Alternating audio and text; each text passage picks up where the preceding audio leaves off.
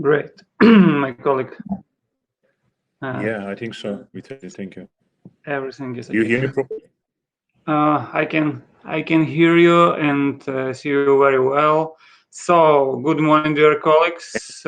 Happy to welcome you to our second day of our Digital International Conference in the field of renewable energy innovation 2020. Unfortunately, we have to do it online, and we hope that in the nearest time we will get the chance to see you personally, to drink coffee, wine, and to discuss all tough questions in the field of renewable energy and energy as a whole.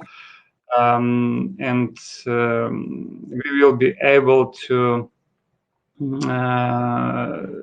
discuss our ambitious plans personally. So our second day is dedicated to solar energy, and I am happy to introduce our first speaker today. This is my huge friend, Dr. Kemal Bayraktar. Hi, Kemal. How are you doing? Thanks, Vitaly. Hi. Thanks for the invitation. Okay, Dr. Kemal Bayraktar is Vice President of International Solar Energy Society, and now we will discuss the reasons for optimism. Actually, we have a lot of such reasons. We have a lot of inspiring projects today, and I'm happy to welcome you, Kemal. Let's start. Let's start to save this world.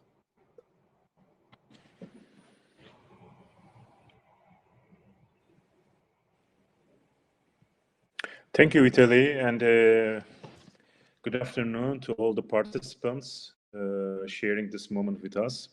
As you mentioned, we don't need to be pessimistic, although there are lots of things running highly thoughtful, highly bad. But on the other case, on the other side, we have lots of things to be hopeful for the future. When we consider, in fact, nothing changed when we compare with BC, with before Corona, the world is still having the same problems, and we are still, and all these problems are still waiting for us to be solved. And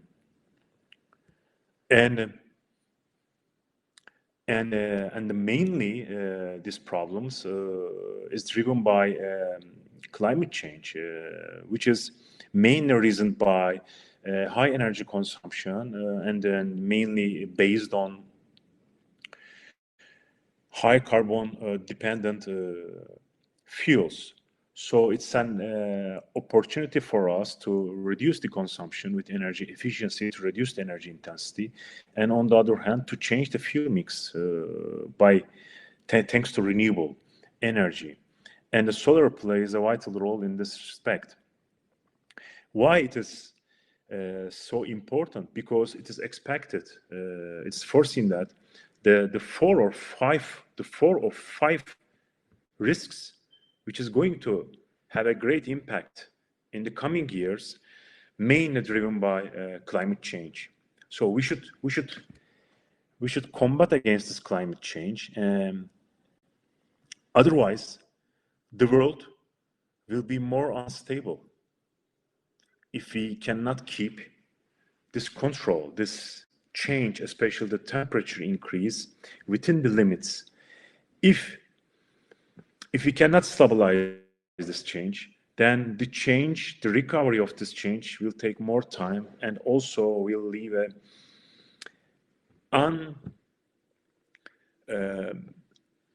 leave damage which cannot be recovered again.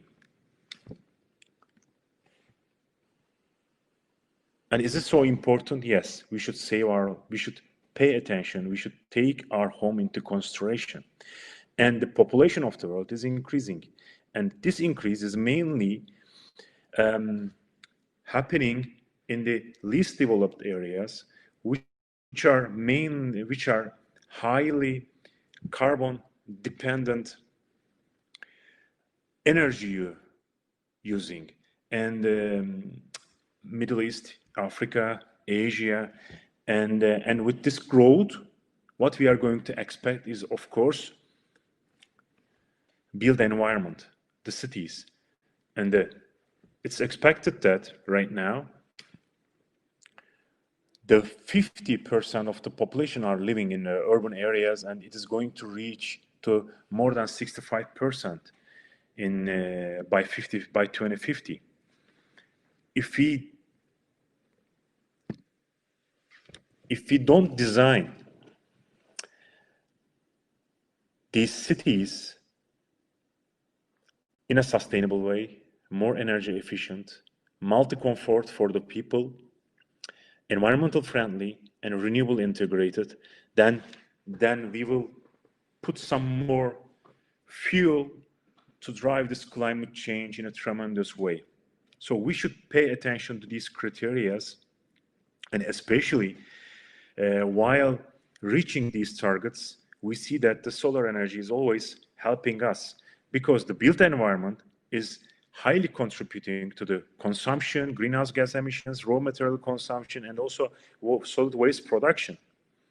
And we should avoid this mass construction. We should design and we should run the cities in a more wisely way. And that's why we should pay attention to designing the future in a sustainable way, while we are consuming the natural resources, and while we are producing and consuming responsibly for the health and well-being of our people. And within this respect, everything is changing to zero carbon by taking into consideration circularity and, of course, putting the people in the center with health and well-being aspects. To maintain or to support all these good things happening, of course, the country's national determined contributions and their regulations to achieve these national determined contributions to decrease the emissions with national energy efficiency action plans, climate change action plans, putting highly challenging targets, and everybody, all the parts of the societies are working innovatively to achieve these targets. And all these targets helping us not only innovate new approach, but also to sustain the future. Building industry, and of course the cities, because the cities can play a very important role in this transformation, because they are the main producers and also the consumers in the future. And still, there are lots of ways to move forward in a proper way. Still, when we consider the amount of the population and the number of the cities, we should work more collaboratively to make the change happen for the future.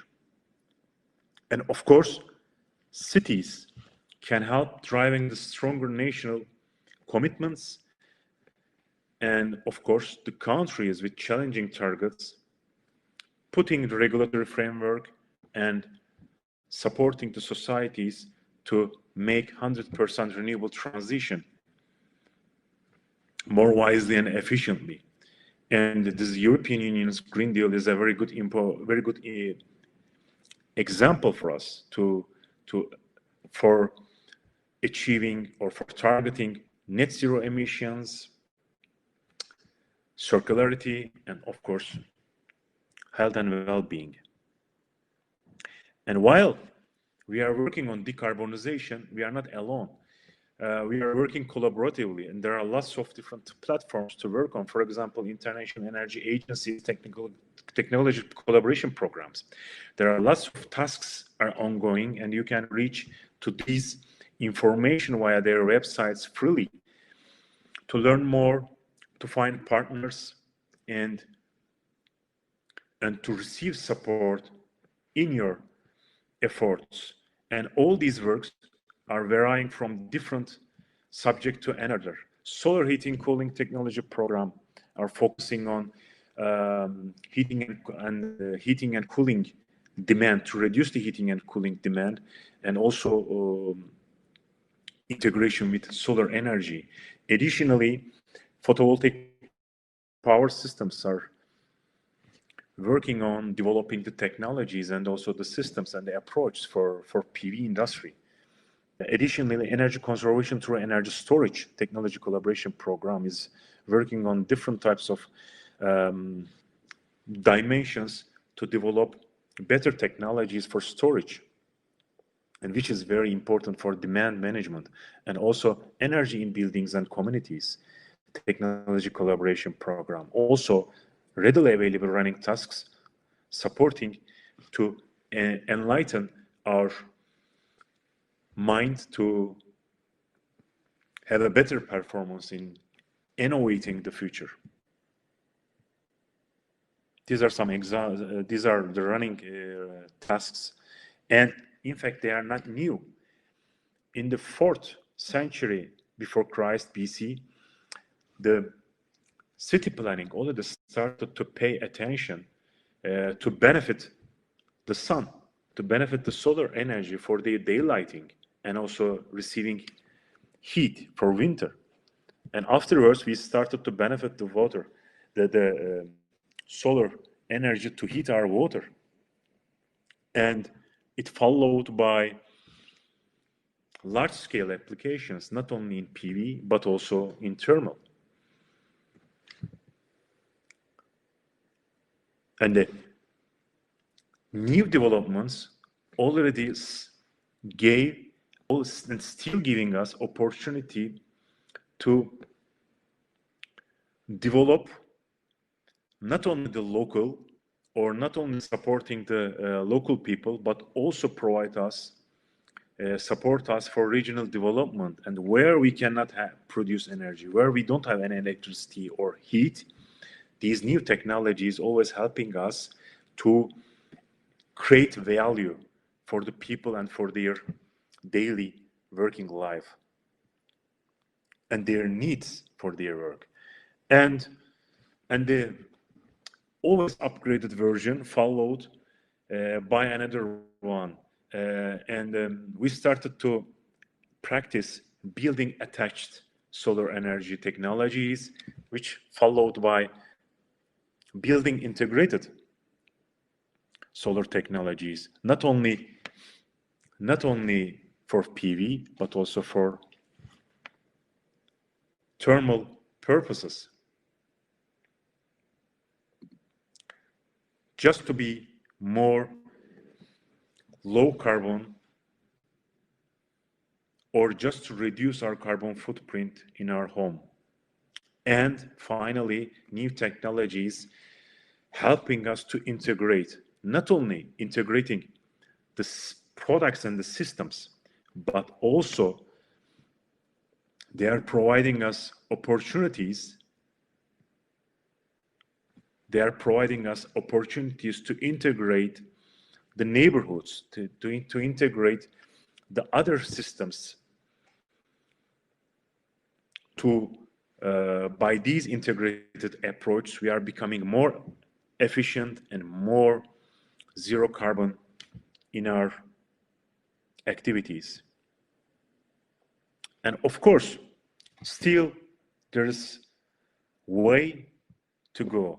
When we look at the electricity production, still the whole world based on non-renewable electricity, and even in the consumption. And day by day, the renewables are increasing their share. Solar thermal heat, till last year, it was the the second one, and the photovoltaic was the third one. And right now, last year, they changed their position, but still wind and the sun. These two energy sources are the main contributors for world decarbonization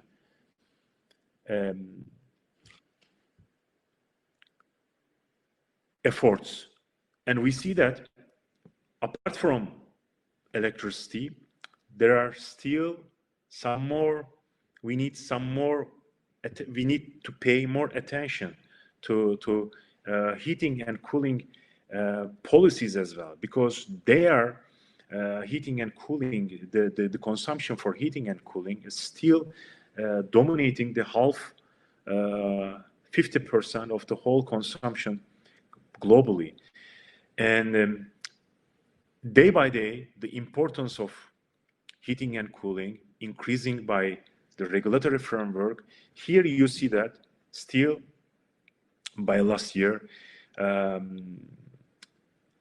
electricity part is very well understood, but heating and cooling regulatory framework needs to be more developed and also needs to place more challenging targets.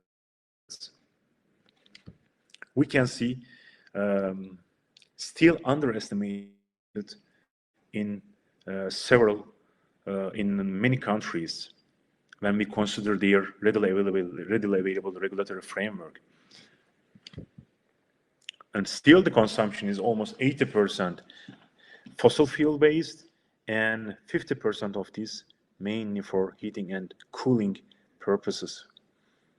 And the issue is not only electricity transition.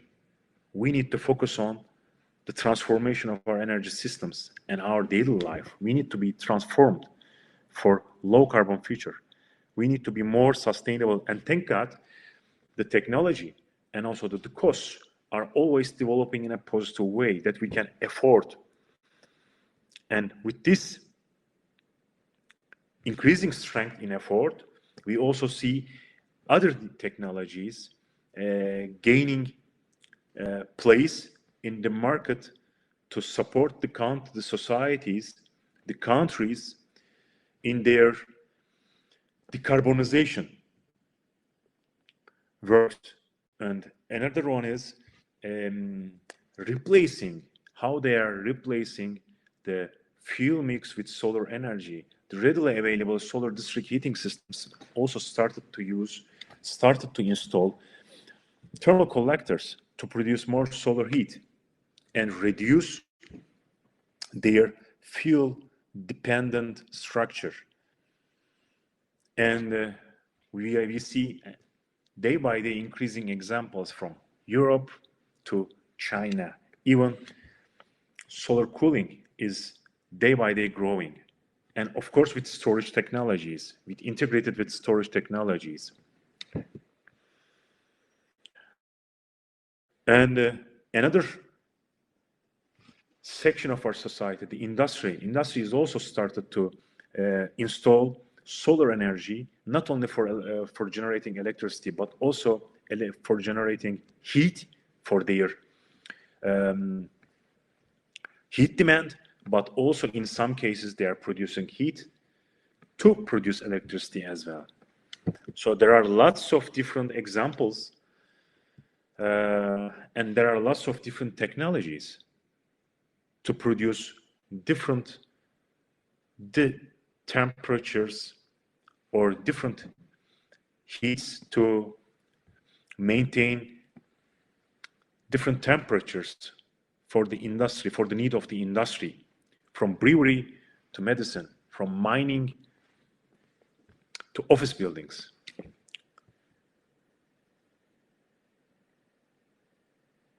And of course, the renewables and this transformation has also contained many co-benefits as employment, not only the innovation providing strength to the economies, but also employment from production to installation, from maintenance to design, from academy to industry. They are creating many jobs. That's what we need. And thanks to solar energy, that's providing us a very colorful planet to us. And all these colors, in fact, small or huge, it doesn't matter. There are technologies to benefit, to achieve, or to work for sustainable development goals.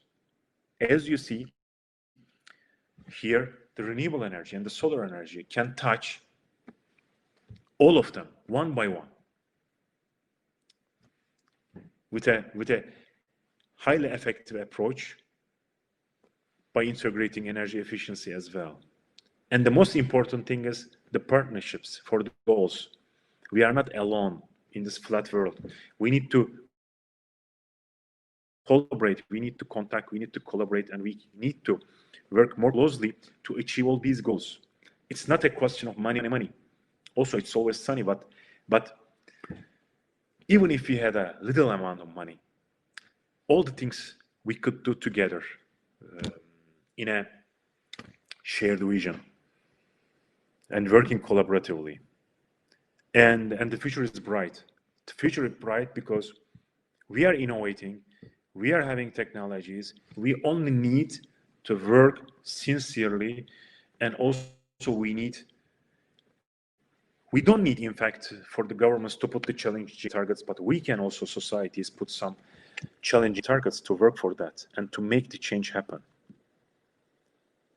And ICES, our society, International Solar Energy Society, where the foundation goes to 1954, is ready to help for these efforts. Our society is a non-profit UN-accredited non-governmental organization, and we are all working with a vision of 100% renewable energy for all the people, for all the purposes, used efficiently and wisely. It's not a question of only installing the renewables, but we need to pay attention to consume all these, in fact, to use all these efficiently and wisely. And as being a part of ICES, you can also easily reach to several outreaches, from education to research, networking, the ones you can easily contact with your colleagues from academy to industry globally, and also helping us to make the change happen for a sustainable future. And please follow us for our upcoming events. You're all most welcomed to participate. Eurosun 2020 will be held in next September, coming September, from 1st to 3rd, and it will be an online event. You're all most welcomed. And also, we are going to celebrate our 50th anniversary of our Solar World Congress, which was firstly held in 50 years ago in Melbourne, in Australia. And now, starting from December, we are going to celebrate through the whole year, till we are going to host Solar World Congress 2021. And in December, we are going to have a very special 3 days event. And I'm sure you will highly enjoy to be a part of it. And next year in Delhi, we are going to host all our friends from academy to industry for our Solar World Congress 2021. You're all most welcome. And thank you for your attention. And why we are focusing on solar so much, why solar provides a big opportunity, because the solar energy is the biggest source, is the largest source. And here you see the yellow big circle that we are having this source every year coming to the world. And you see the orange box on the left. It was the whole consumption of the world in 2015. So there's always hope. And let's make it happen together. Contact, communicate, collaborate, understand, and collaborate. Thank you for your attention. And thanks, Vitaly, for giving this opportunity to present to our colleagues globally. Likewise, thank you so much, Kemal, for very inspiring presentation. For these reasons, for our optimism, of course, we will do what we plan. So I'm sure that we will implement a lot of new projects this year and next year. I'm sure the next year will be booming in the renewable energy, not only in the solar energy segment. So thanks again. And now I would like to question, guys. Just a second, I will check. Not now, maybe later. If you will got questions, we will send them for you, Kemal. Okay. Thank you so much. Thank you. Have a good conference. So thank you. Keep going. And now I want to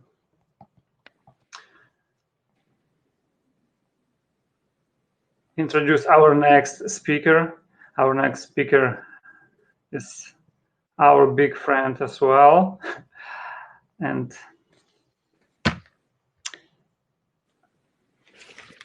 so our next speaker is Evgen Pridatko, a business development and sales manager at Jinka Solar.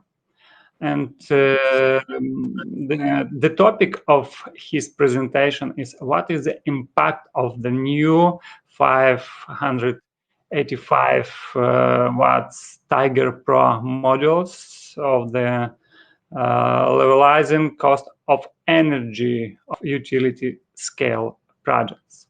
It's actually it's very, very important. I mean, the segment of the utility scale projects, because here today in the United States, this is the projects in utility projects. It's the main driver of the solar energy industry in the United States.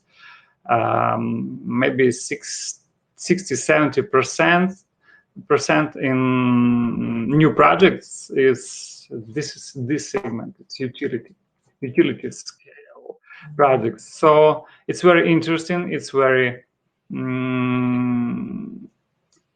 useful, and it's very maybe inspiring, because new technologies in this segment that means new possibilities for companies and for consumers. So let's start.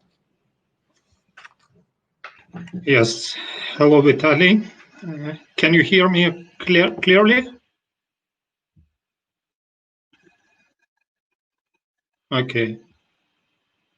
Yes. Fine.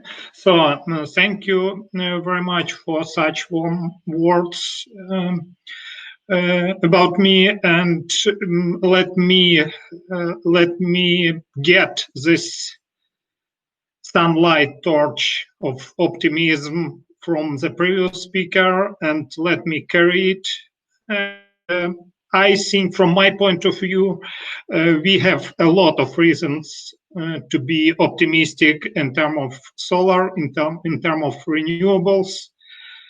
So let us start. I will switch off my camera right now, just to let you to concentrate on the presentation. And if you will have questions, please drop it into the chat, and I will answer it after I will finish my presentation. Okay. So, good afternoon, ladies and gentlemen. As Vitaly said already, I'm Evgen Pridatko. I'm business development and sales manager of European division Jinko Solar. First of all, I would like to thank organizers of this event for giving me the opportunity to have a speech. And main idea of my speech is to share our experience in terms of LCOE, levelized cost of electricity. But main target of it is to make our world greener. So I think all together we can do that. So let's start. Firstly, I would like to introduce Jinko Solar and to show our corporate key facts. We are number one in terms of shipments, and we delivered already more than 48 gigawatts of PV modules. Our market share worldwide is almost 13%, and as bankability leader, we are trusted all around the world. Thanks to our investing into research and development, our key laboratories reached cell efficiency 24.58%, and we keep doing everything possible to set new records. A couple of facts from our history. Our company was established in 2006, and already in 2010 we were listed on New York Stock Exchange. I really don't want to put a lot of your attention on our awards. We have a lot of them, but I would like to focus on the product and technology which will help you to save costs and to decrease the LCOE of your project. So following that, we will talk about our new Tiger and US Tiger Pro series products.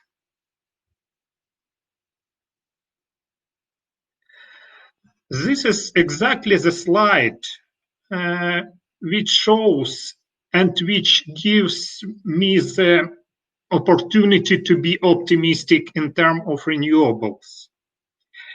Yeah, as you can see, the fight for low LCOE started not now and not a year ago. All efforts are given on feedback, and as you can see, LCOE price dropped down significantly in period from 2010 to now for all kinds of projects: wind, solar, offshore, onshore stations. But the diagram on the right side is more interesting from my point of view, as it shows LCOE price from renewable sources are lower in a lot of cases than the price from conventional energy sources.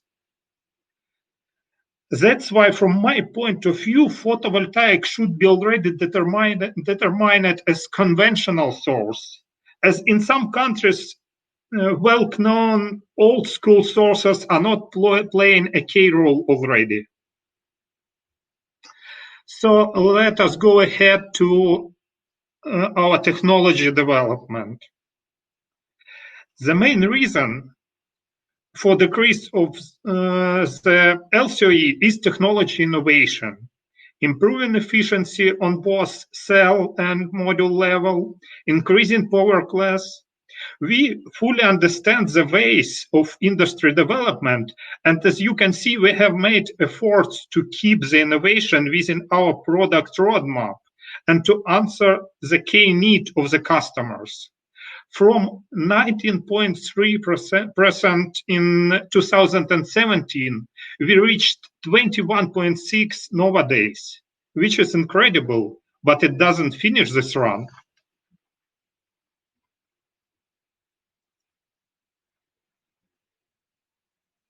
Our new product portfolio includes high-efficiency Tiger and Tiger Pro modules, which includes 60, 66, 72, and 78 cells modules, both mono and bifacial, with a cell size 163.75 for Tiger and 182 millimeter cell size for Tiger Pro.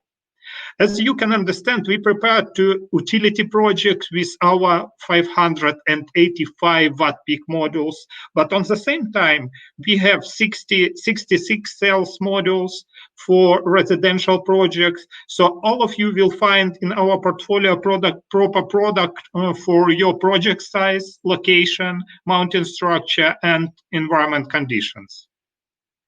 From our technical department's experience, best best possible LCOE in majority of cases can be reached with using bifacial technology and high module efficiency. Our R&D department analyzed big flow of incoming data and information and tried to offer best product in terms of combination of efficiency, power class, size, and weight of the module. And I think we are successful in that with our Tiger and Tiger Pro products.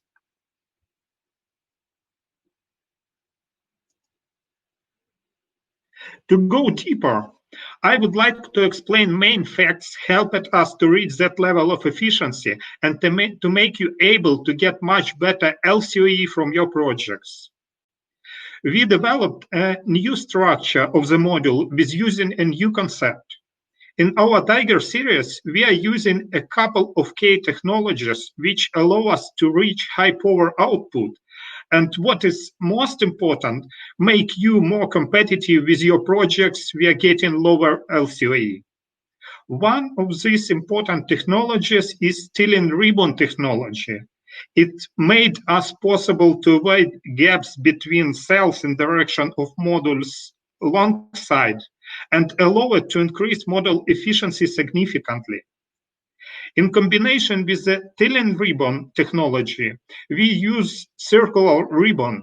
In principle, it is the ribbon with round shape and cross section, which allows us to press cells to each other, use this to be sure about the cross-section area to be enough to provide all electricity converted from the sunlight. So cells are overlapped and the gap between the cells is disappeared completely. Next advantage of circular ribbon is additional electricity when the light dropped to the ribbon, reflected more efficiently to the cell in comparison with rectangular shaped busbars cross-section. Multi-busbar technology is implemented in our Tiger Pro as well. That helps to decrease level of electricity losses inside the cell. Half cell technology makes module working better in partially shaded conditions and allows to reduce the level of circulating current by decrease an impact of thermal losses caused by shading and current. So now a couple of words about Tilling ribbon technology. I described this shortly already in the previous slide, and as you can see, two neighbor cells are overlapped a little and pressed to each other. To ensure the reliability, we are using specially made EVA and POE, which fills the overlapped place and gives excellent buffering effect. As a result of the overlapping, we got shorter lengths of the module. This fact is important, especially in the areas with high wind speed, as shorter length decreases the module area and help you to save mounting structure costs. Important parameters of the station which must be considered during designing process is power output and safety. Your projects are secured with our new Tiger and Tiger Pro modules. Now to the topic of warranty. Thanks to described technologies, Tiger Pro modules are offering improved warranty, which for bifacial product even better than for the monofacial. 2% initial degradation for the first year, less than 0.55 or 0.45% annual degradation for monofacial or bifacial product accordingly, and up to 30 years warranty time. And not to mention our Tiger N-type products, which can show even better results.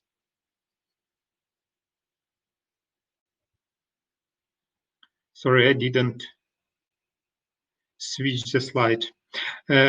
Nevertheless,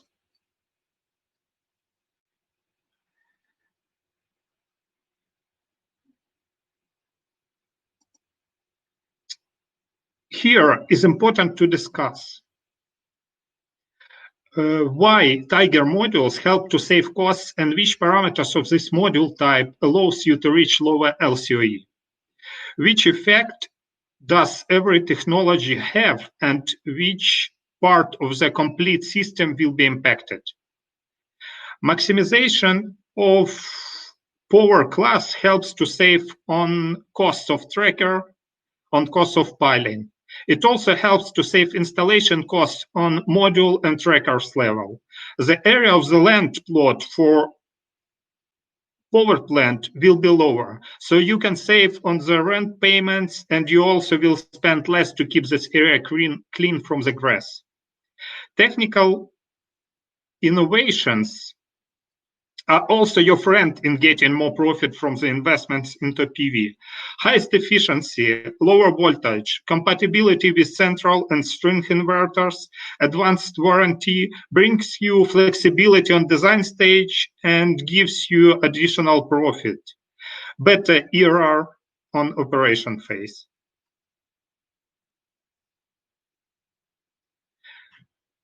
Technology impact can be split into parts. First part of factors are as rated power, cell technology, efficiency, and electrical parameters will impact on stage of designing projects and will help you to save BOS costs.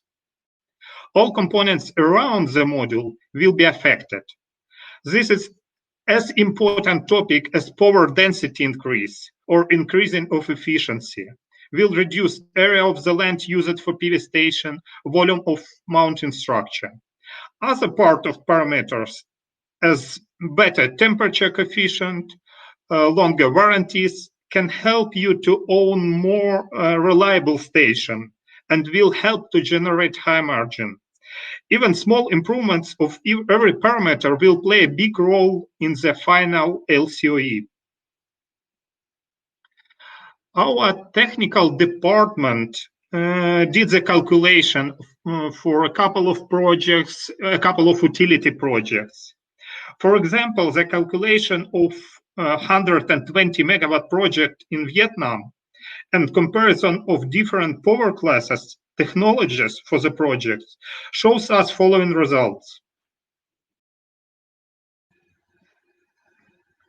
Using the official Tiger Pro modules allows to save huge amount of investments.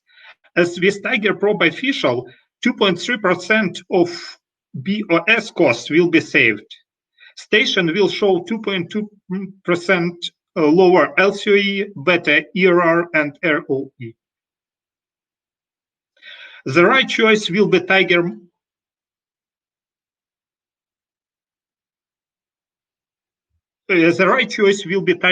bifacial modules in that case. We also did a calculation and comparison LCOE analysis for the projects where monofacial products can be applied. Even for the projects constructed with Tiger mono modules, financial parameters of the module will be better with using Tiger Pro and all advantages of this technology. For 120 megawatt project in China, installing of high efficient Tiger modules will save the investments and bring additional money flow.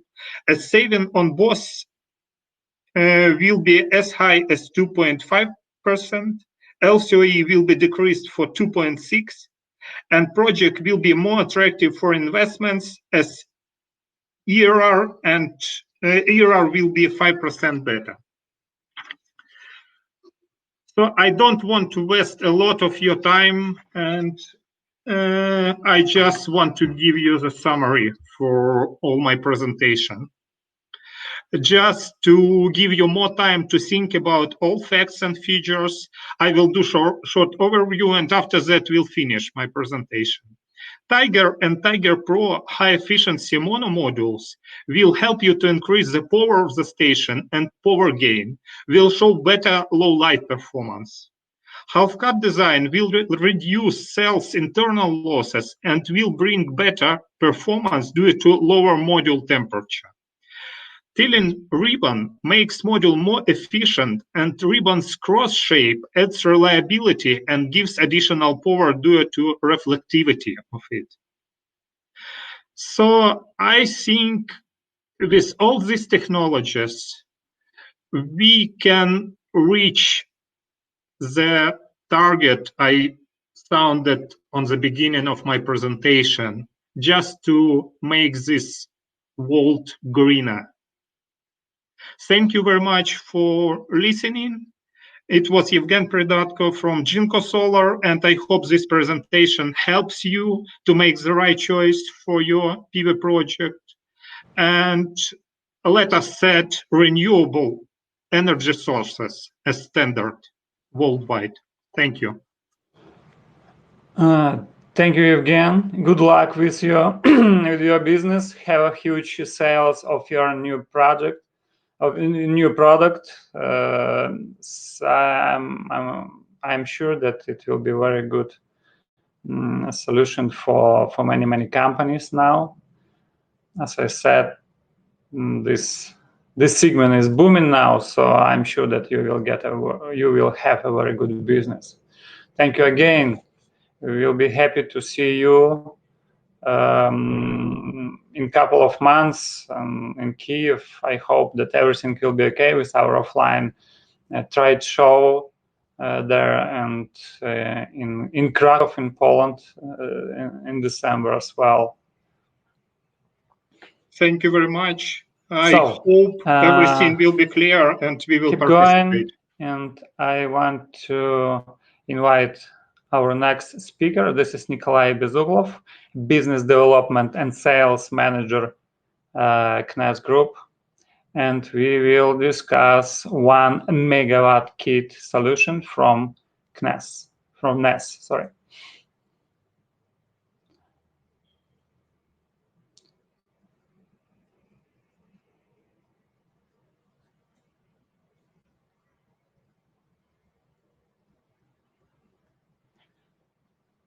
Okay. I see that Nikolai is connected.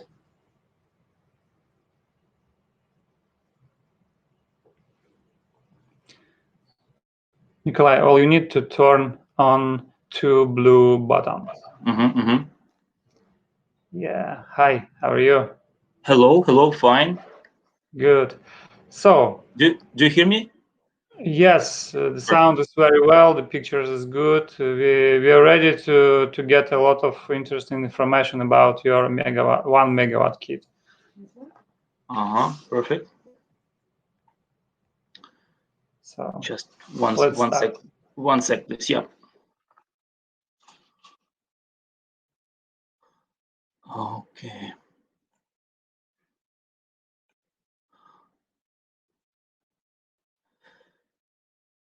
Unfortunately, I can not see my first slide. Just one sec, please.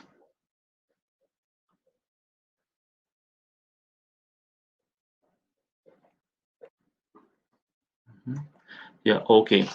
So, ladies and gentlemen, hello. My name is Nikolai Bezuglov.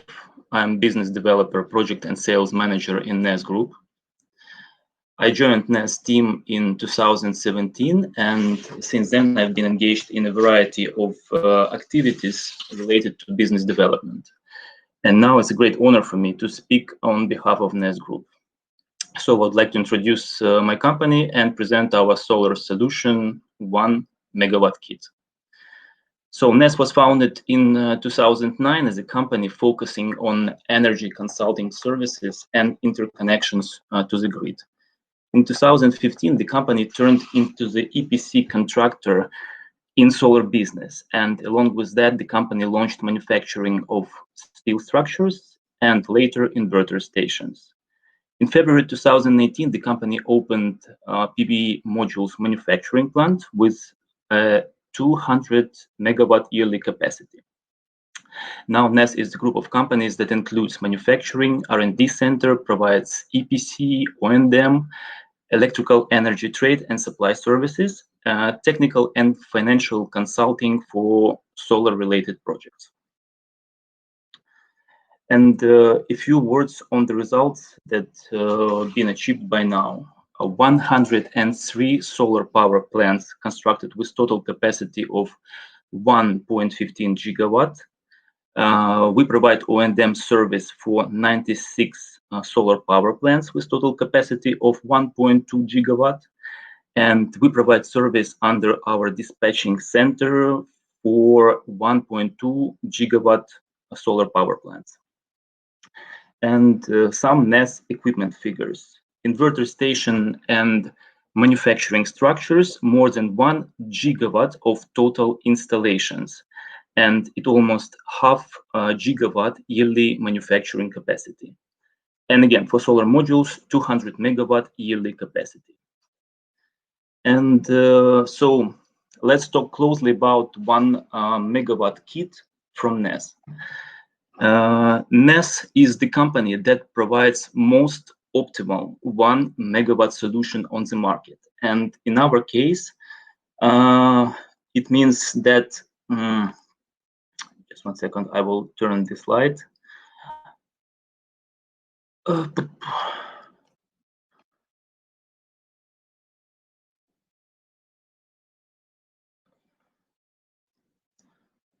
Yeah, this one. And in our case, that means that it's a total turnkey EPC within 1 company. And it all starts with engineering that normally comprises of 2 steps. First is pre-project analysis, which includes data source gathering and processing, and preliminary risk and potential estimate. And the second stage is actually project design development, which includes solar park project design and high voltage part project design. And here I want to note that all the constructed or connected to the grid solar power plants are designed by our talented and experienced design team. And besides pure design work, we also provide technical audit of projects made by others and provide a unique service of connection to the grid feasibility study. For your reference, in Ukraine, according to the law, any project over 20 megawatt that needs connection to the grid undergoes grid connection feasibility study that eventually must be approved by the operator of integrated power system and electricity transmission, NEC Ukrenergo. As for the second part, procurement,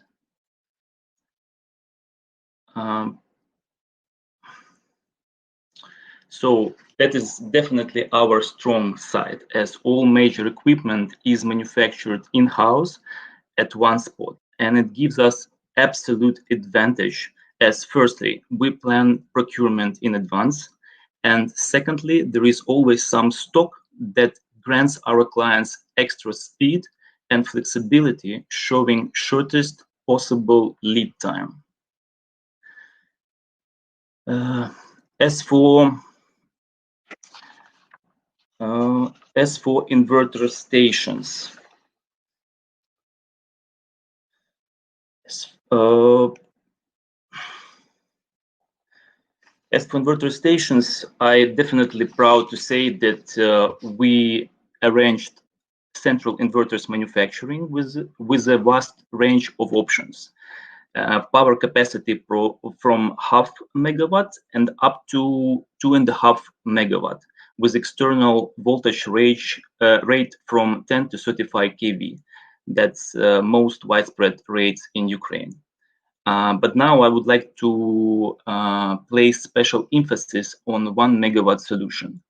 To be exact, we have made 2 options. One is 750 and the other one is 995 kV. The reason of making 2 options lies in various readings of the law on 1 megawatt that may avoid auctions to stay under the fixed rate. The law says that 1 megawatt is a nominal inverter power, but National Energy and Utility Regulatory Commission interprets the law exactly the opposite. saying that 1 megawatts means peak power, module's total power. So until we get unambiguous interpretation, we offer two options. And you may see that 750 option can be loaded can be loaded 1.33 to reach 1 megawatt as a peak. Then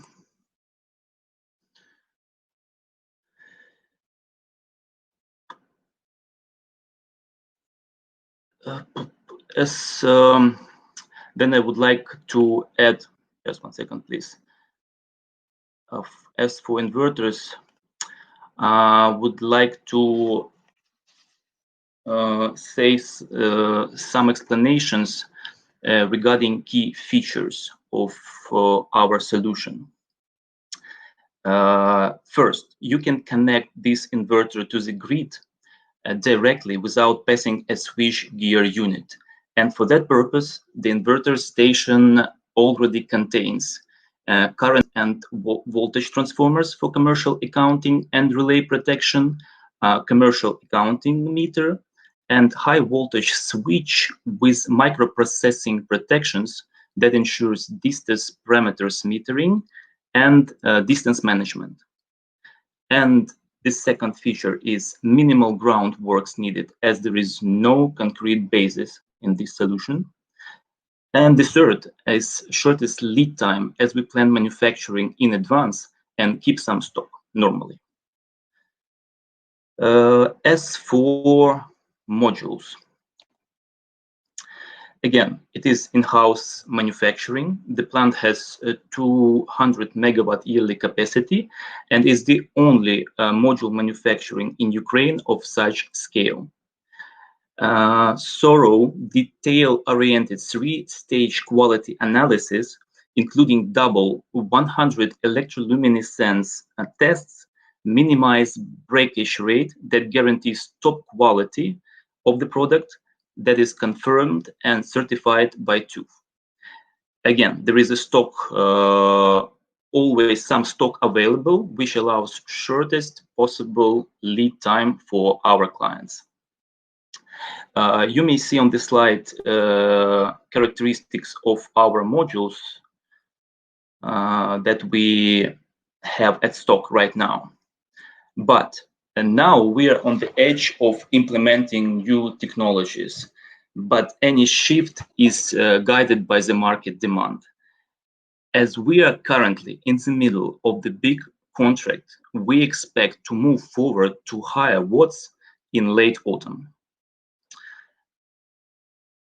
As for mounting steel structures, we have a wide range of solutions for land projects, vertical, horizontal, 2 rows, 4 rows options. As for the rooftop, we currently have 2 best options on the market. One is for flat, the other one is for sloping roof. On flat roofs, we install ballast system, but as for sloping roof, we offer gluing instead of drilling or making any other kind of damage to the roof coating. And that technology is, to my mind, underestimated and for some reason not applied in Ukraine. So we took full advantage to offer our client most cheap, simple to install, and secure solution. The company has highly, and so I would like now to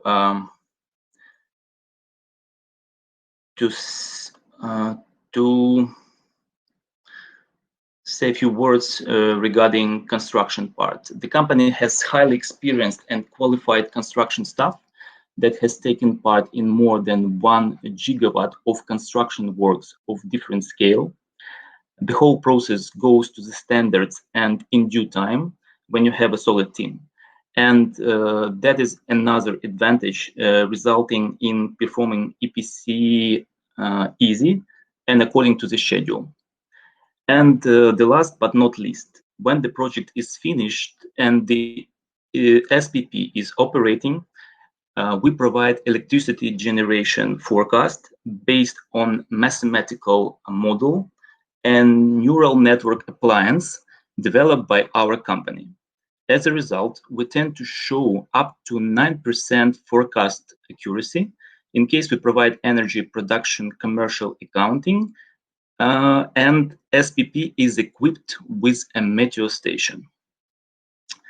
And to summarize the above, what I have just said, I would like to point out the following. So 1 megawatt SPP as a solution appears to be very popular and simple to calculate, and it emerged as a legal limitation in a number of countries.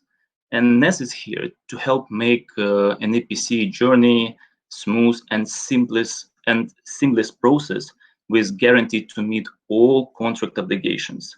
NES is also known as alma mater for top professionals on solar market, and having such a powerful team on board and implementing latest technologies, we offer best 1 megawatt solution on the market.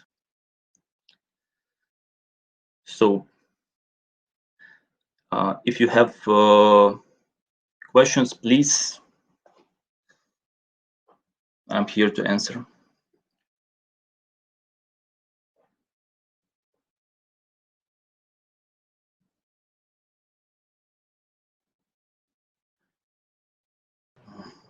Unfortunately, I cannot turn slides. Just 1 second, please. Sorry, the slides.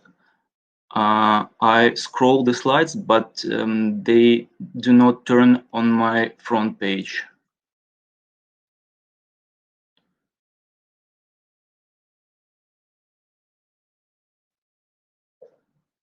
Here it goes.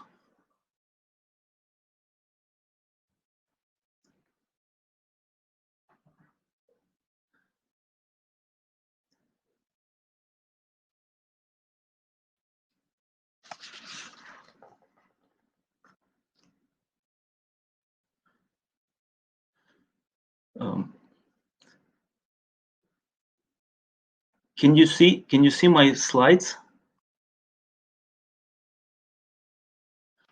Just sorry. Ты видишь, как слайд вращается? Слайды? Да.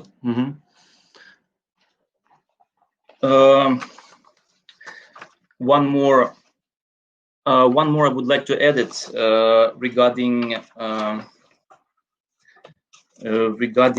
energy production forecast.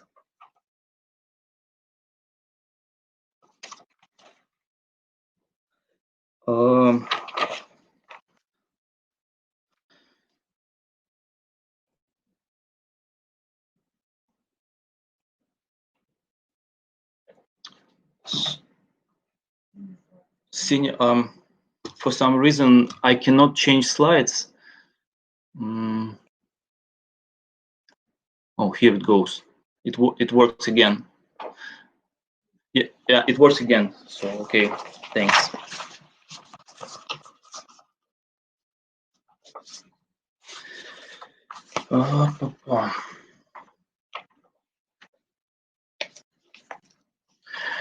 So just a few words regarding energy production forecasting. Yes, I'm just so when the SPP is already operating, yes, and we making forecast based on our mathematical models, we tend to show most accurate 9% forecast. And for this reason, I mean, to get this accuracy, we have to provide also energy production commercial accounting, and the SPP should be equipped with a meteor station. So that's it totally shows our complex solution for 1 megawatt solar power plant.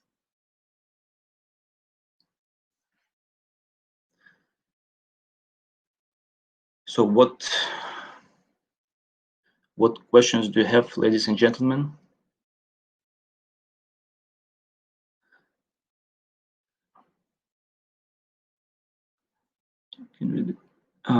What area can 1 megawatt system cover? What do you mean by saying area? Are we talking about square meters? If square meters, that means about 2 hectares.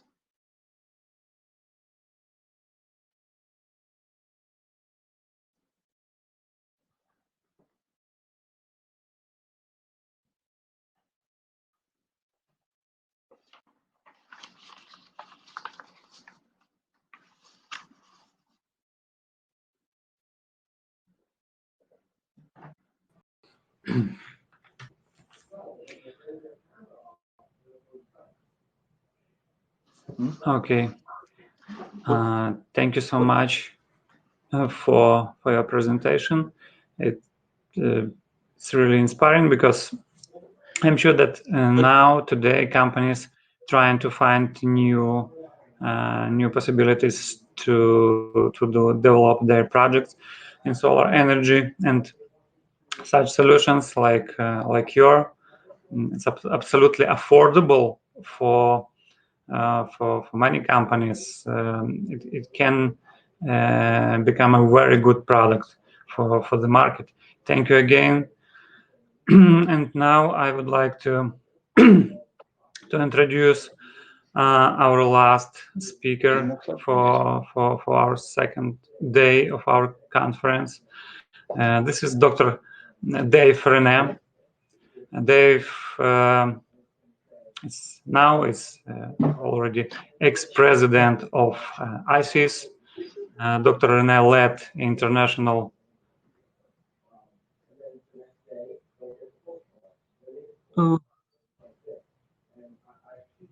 sorry. My internet is working not good now, so yeah, I missed a couple of questions to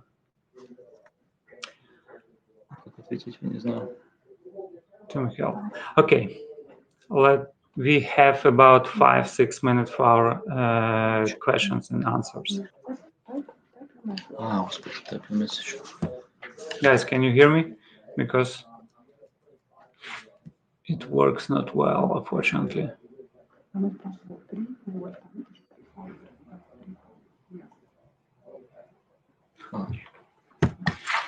Okay.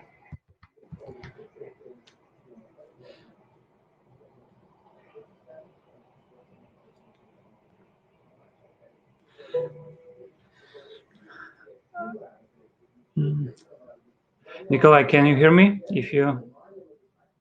If yes, I would like to ask you what type of equipment inside central inverter container? It's the question from it sounds very general. Could you please specify that question? What type you mean? What does it mean? Type.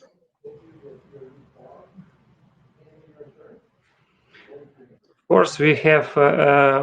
If we're talking about basic types, that means that there is an inverter and there is a transformer that totally forms a centralized, or we call it central inverter station.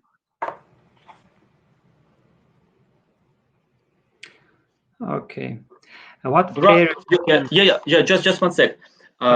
I already noted and outlined basic equipment inside our central inverter station.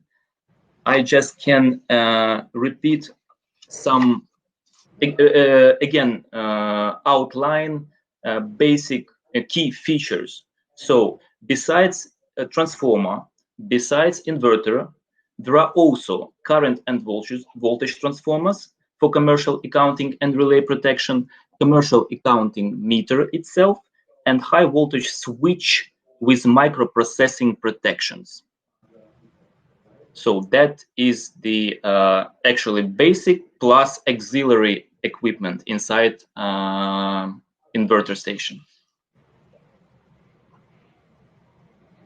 Okay, if you want to get details, we can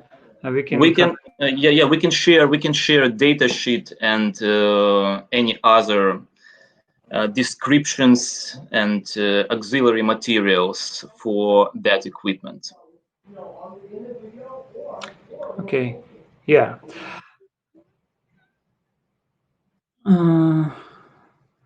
Dmitry decided to get all information about your inverter. Definitely, he loves your inverter.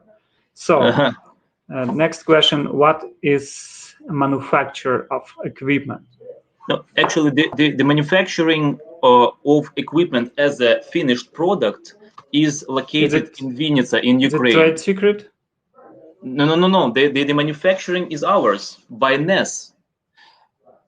The whole product, the total product, is manufactured by NES Group in Vinnytsia. If we're talking about parts of that inverter station, of course, we have suppliers from from different countries and locals.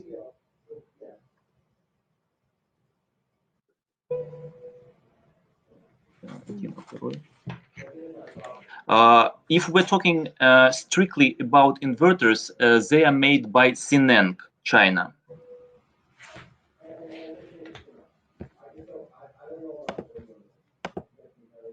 Regarding transformer, it is local, made by local Ukrainian company.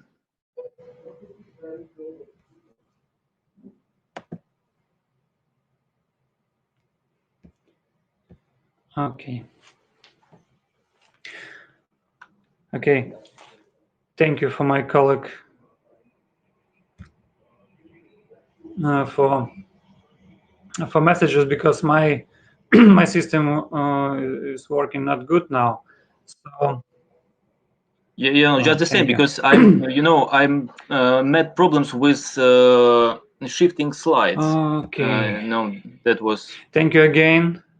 Thank Yeah, you for your presentation. Thank you for details about your project. Good luck with your sales. So now I want to invite our next speaker, our last speaker for today. This is Dr. René. Dr. René, as I said, was the president of International Solar Energy Society. Dave led ICs for the last 10 years. Now he develops his own projects in the field of solar energy. So I'm happy to welcome you, Dave. I hope you hear me.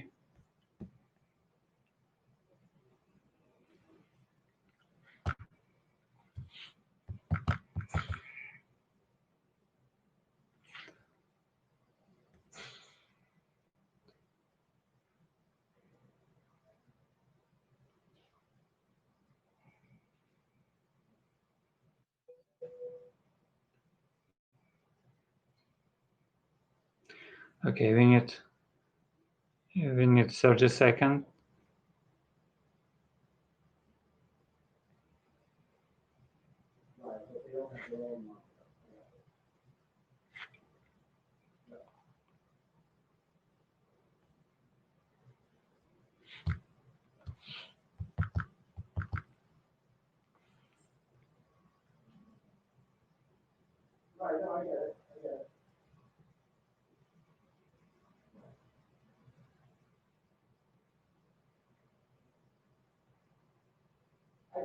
This video is also spending a lot of money and time building a good concept, and I think that it's phenomenal, to be honest with you. Like, it's really good, and I hope it works, because I don't want.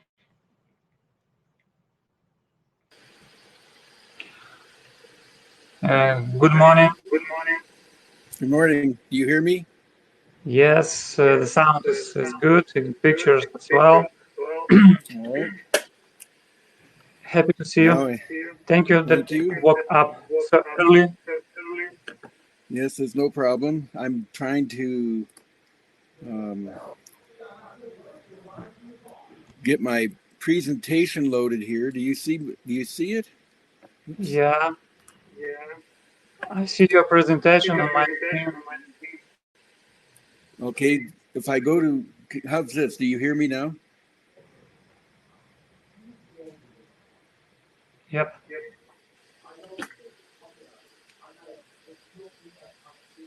All right.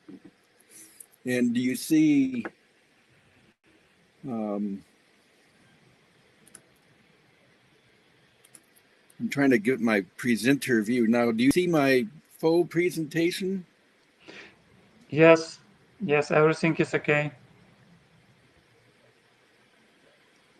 Now participants can see this as well. So.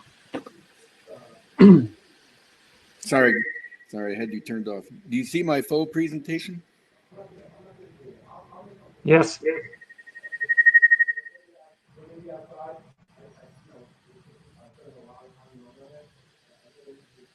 Actually, Okay, everything should I is start? okay. We see all your slides and we can start. All right. Okay. Oh, Thank you again. Okay, well, thank you. And hello, everybody that's participating. My name is Dave Renee. I served as president of the International Solar Energy Society from the year 2010 to 2019, and I continue to serve on its board of directors as the immediate past president. And just by quick introduction, ICES is a membership-based organization with its roots dating back to the year 1954 when it was first formed here in the United States. The Society is a founding member of the Global Solar Council, and it continues to serve the solar energy community by promoting R&D and innovation in solar technologies. And now as these technologies have become commercially successful, the Society also focuses on advocating for and advancing solar energy systems with the goal of achieving 100% renewable energy worldwide used efficiently and wisely as a way to address the urgent climate crisis and to provide energy, economic, and environmental security to all. So I want to thank the organizers of the EN.Novation Digital Energy Week for inviting me to give a talk today on the opportunities and challenges for solar photovoltaics in the coming years and decades. So this is the dependency on fossil fuels for energy needs has resulted in the steep climbs in atmospheric carbon dioxide concentrations over the past century. And as you can see here, only a few major global events have actually acted to slow down this increase. These include the Great Depression, World War II, the oil shock of the early 1980s, and the financial crisis of 2008. However, we do see that COVID-19 has caused the biggest annual decrease since 1900 in carbon dioxide emissions. But we expect this decrease to be short-lived unless significant policy steps in response to the crisis are taken that also serve to reverse the growth of carbon dioxide permanently. And so here, this shows the urgency of why we must reverse these emission trends in this graphic that was prepared by the New Climate Institute. On the left side, we see the actual carbon dioxide emissions that go back to around 1960, climbing up year by year. In 2007, the Intergovernmental Panel on Climate Change developed a recommended emissions pathway, which is a lower brown curve on the right side that would be required to limit global warming to no more than 2 degrees centigrade. But in 2018, the IPCC concluded that we really need to be on a pathway that limits global warming to just 1.5 degrees centigrade to avoid a real climate crisis. This revised pathway requires a much sharper and more rapid emissions reduction pathway, as can be seen in the red curve. Nevertheless, the emission reductions committed by the countries that signed off on the Paris Climate Accord are more in line with the gray curve at the top of the diagram, which results in a much higher global warming projections of around 3.3 degrees centigrade, which is far above the level required to avoid a crisis. But the good news is that the cost of renewable technologies continue to drop and the reliability continues to increase, so that especially within the electricity sector, they're becoming the most commonly used source of new electricity supply. And especially with respect to solar photovoltaics, as shown in the most recent global status report published by REN21 this past June, the annual solar PV market increased an estimated 12% to around 115 gigawatts that were added in 2019. This was a result of a strong demand in Europe, the United States, and emerging markets around the world, which more than made up for a substantial decline of this market in China.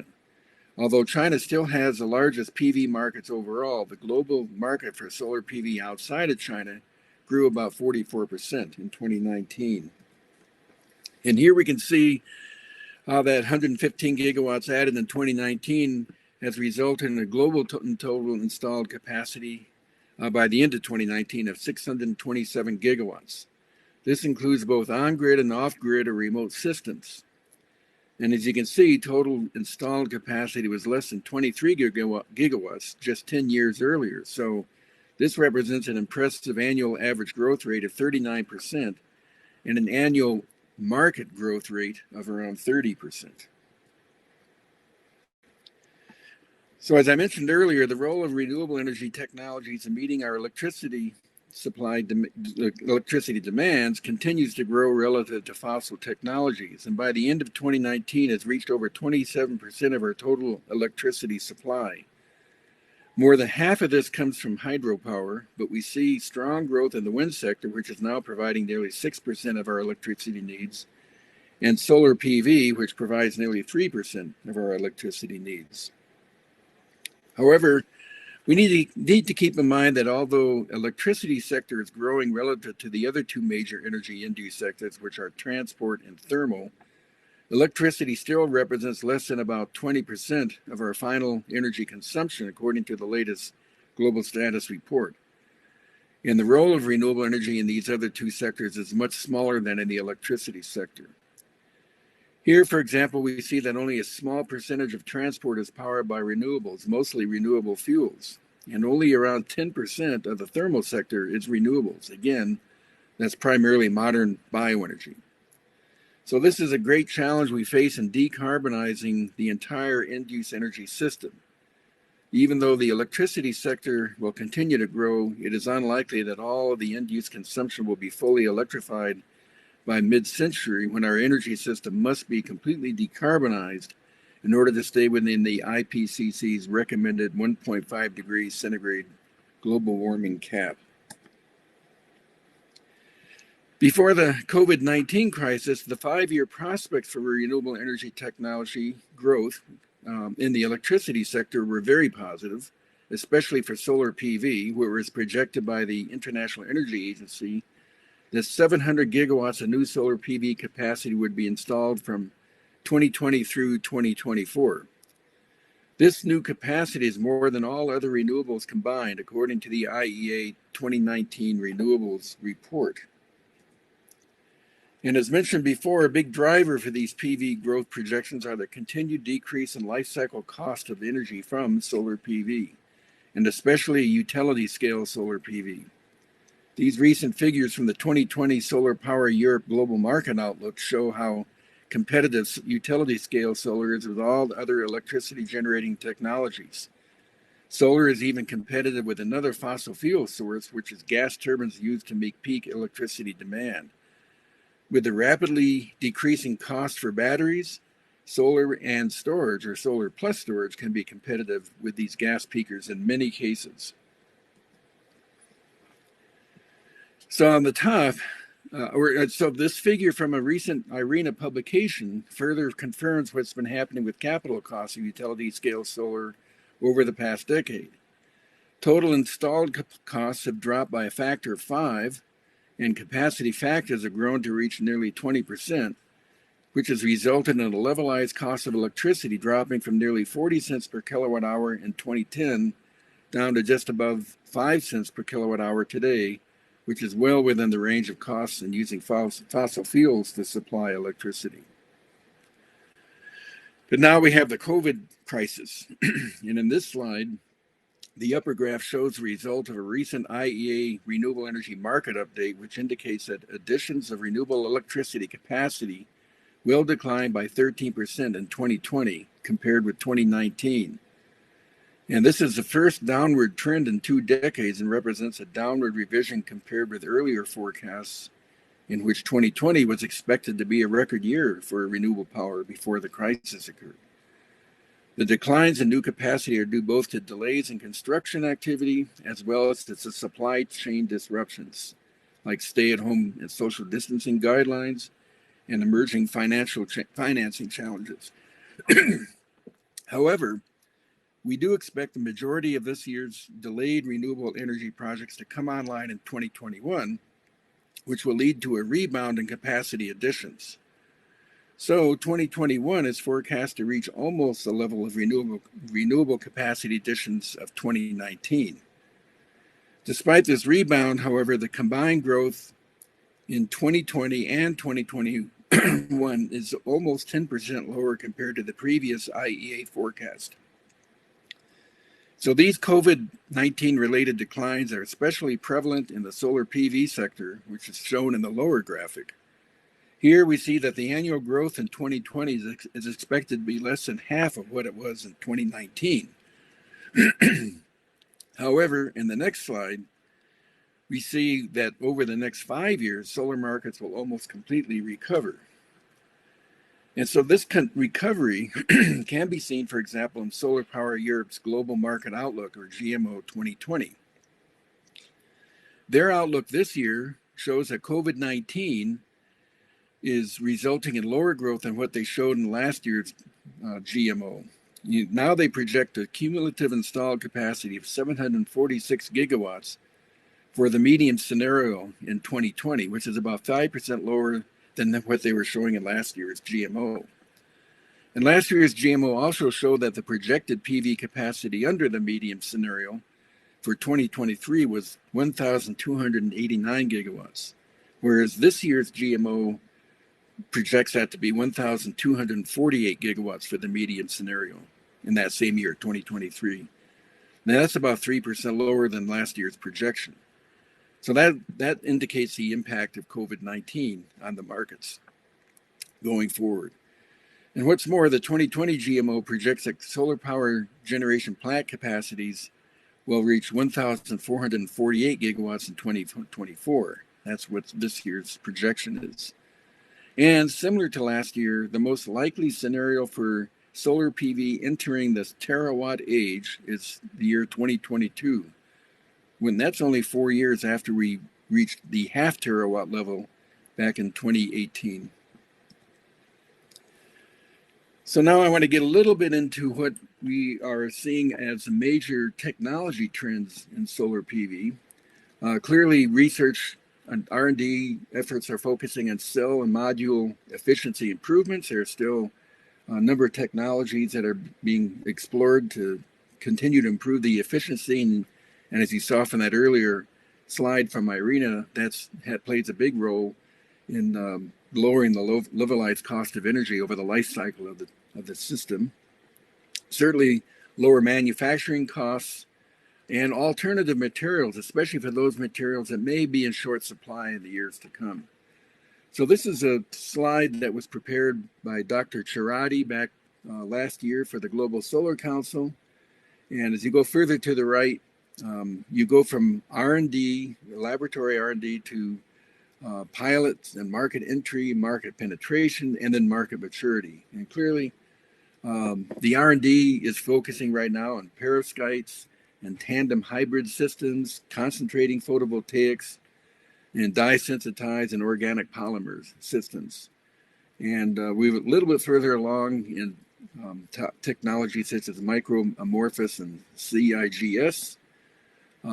We've got some market entry now in ribbon technologies and heterojunctions, PERC, TOPCon technologies, and more so, of course, in amorphous CAD telluride, thin film technologies, and PERC technologies. But of course, the real market maturity is focused on polycrystalline and monocrystalline cells. That's where the dominant technology commercialized at this point in time.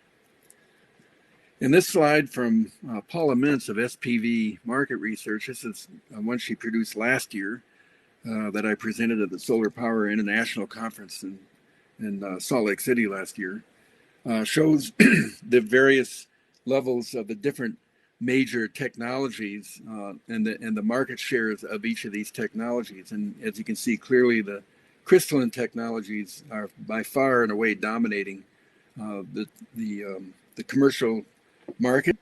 Thin film technologies showed some increase a decade ago, but has been somewhat in decline over the last decade, although perhaps maybe a recent rebound here.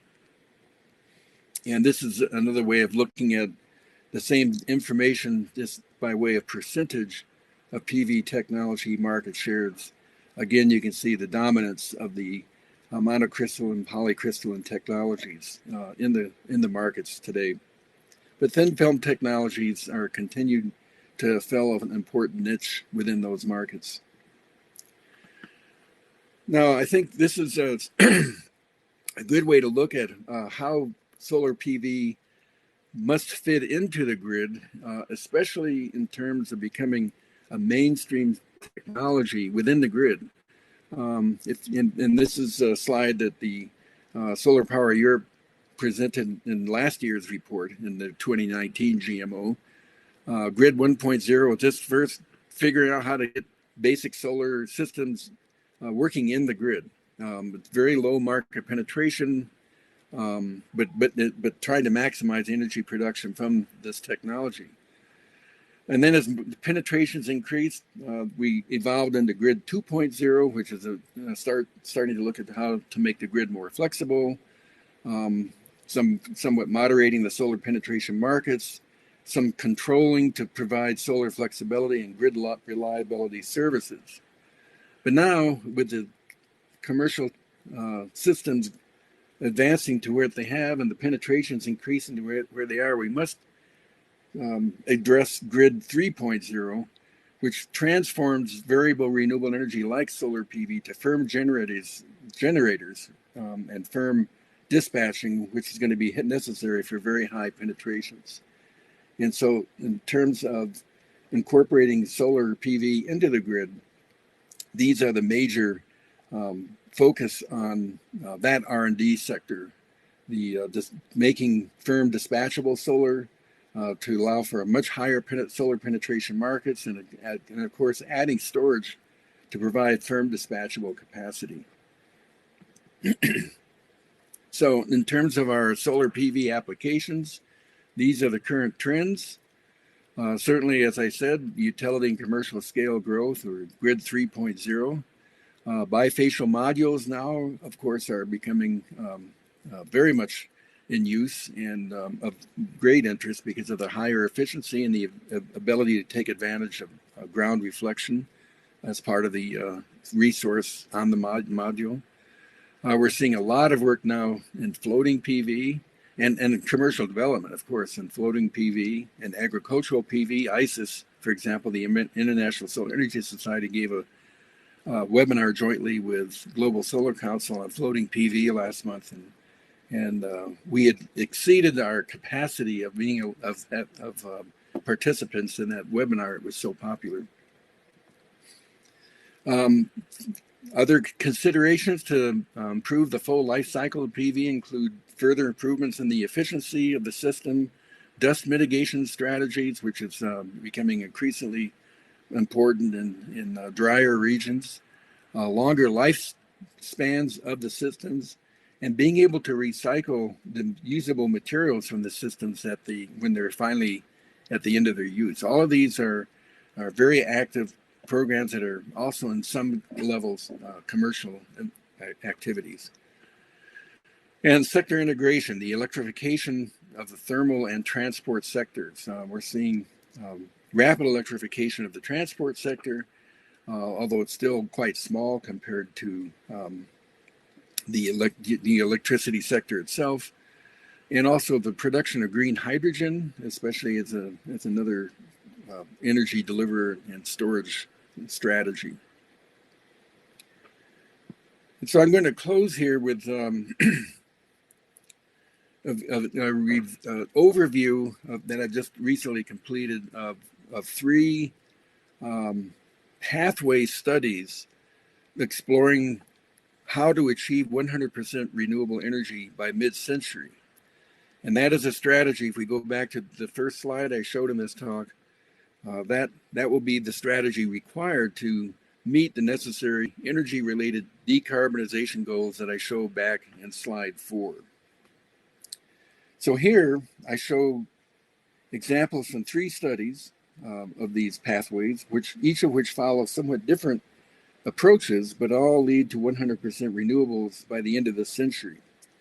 The first one is IRENA's transforming energy scenario, which assumes a major shift towards the electrification of the transport and heating and cooling sectors, and resulting in more than a doubling of the current contribution from the power sector. So the electricity supply represents about 49% of total energy demand by 2050. Furthermore, in the IRENA study, the percentage of renewables providing the electricity supply will grow from the current 27% to 86% by 2050, with solar and wind representing the majority of the supply. Solar PV, just in and of itself, will provide 25% of total electricity demand by 2050, which is more than 10 times what it's currently supplying, and resulting in a total market capacity of 8,519 gigawatts, which is almost 15 times higher than where we are today. The University of Sydney, the second study, recently published a book on achieving the Paris climate goals through 100% renewable energy. And they have several scenarios. Their 1.5 degree scenario focuses on heavy electrification of the heating and cooling and the transport sectors, and extensive application of energy efficiency measures. Unlike the IRENA analysis, the University of Sydney analysis achieves a full 100% transformation by renewables by the year 2050, resulting in 12,864 gigawatts, or 50% more solar PV than the IRENA study.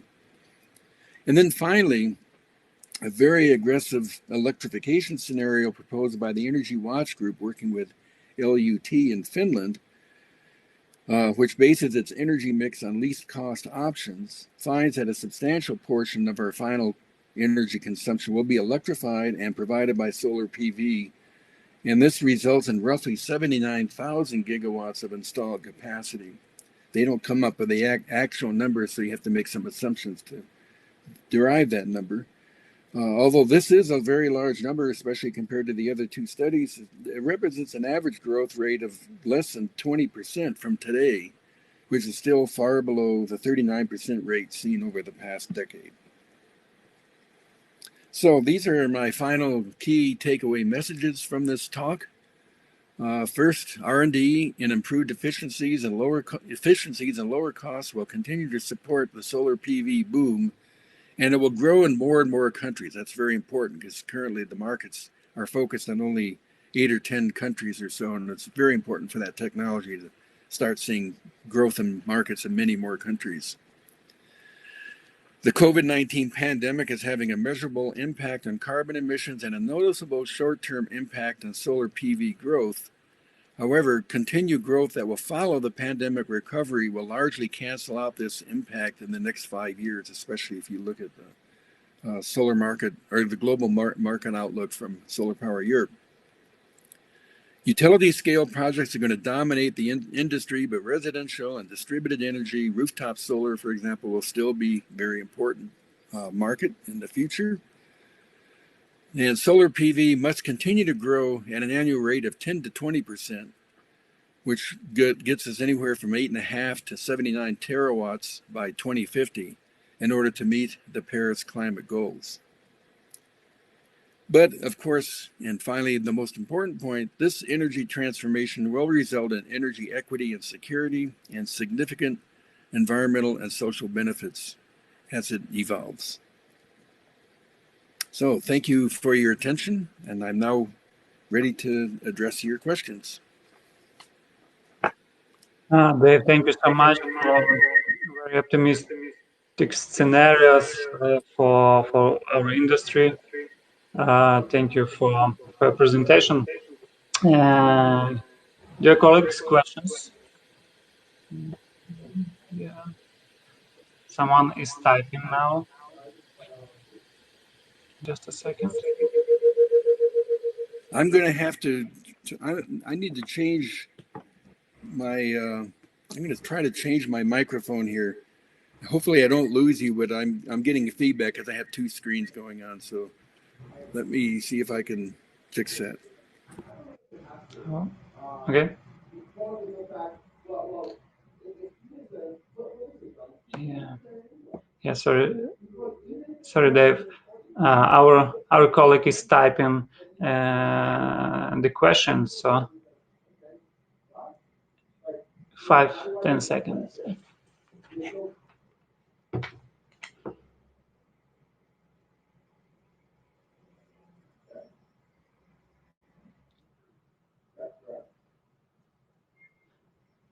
Okay, the question from Rishabh Ramaswamy. Thank you for this event. Do you think CSP or solar thermal has potential to grow ahead?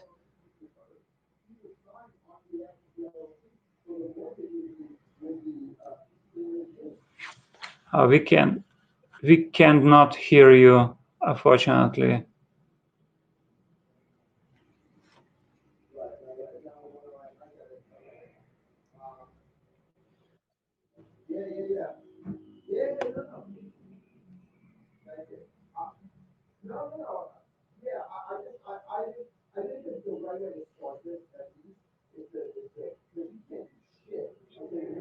We can't hear you, unfortunately, Dave. Maybe you should turn your microphone on again.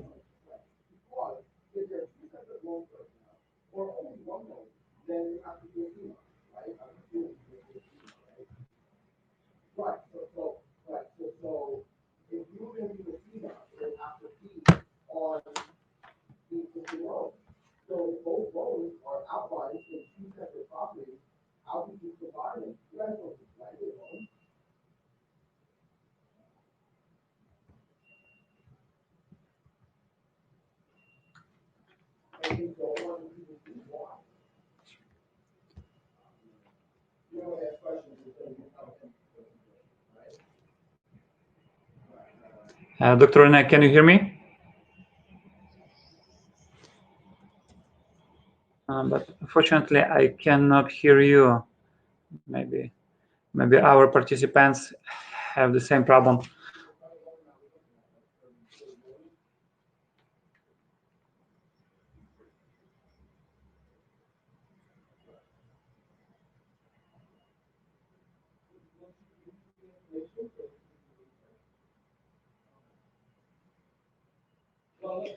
Yeah, your microphone is not working, unfortunately.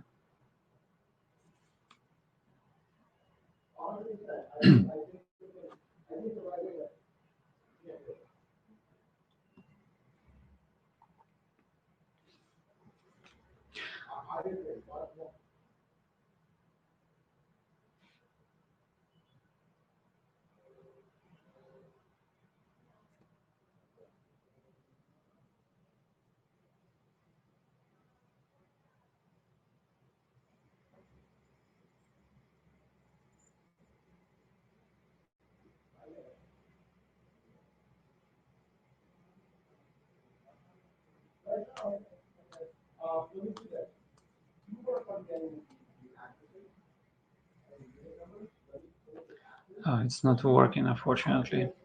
So anyway, we can send all your questions for our speakers, and we will place all answers like a posts in our social medias, in our news, on our website. So you will get answers for your questions anyway. Unfortunately, Dave, I can't hear you. So, Rishabh, sorry for this technical problem. Definitely, we will create all answers like a news, like a post in the nearest time, maybe today. So, Dave, sorry for this problem. Thank you again for your participation. I don't know what happened. We'll be happy to see you personally. Stay safe, healthy, and happy. Good luck with your projects, and we'll be glad to see you again in our events. So, dear colleagues, thank you so much for your passion, for your participation in our second day. See you tomorrow. We will start at 2 p.m. European time. So have a great day and see you tomorrow.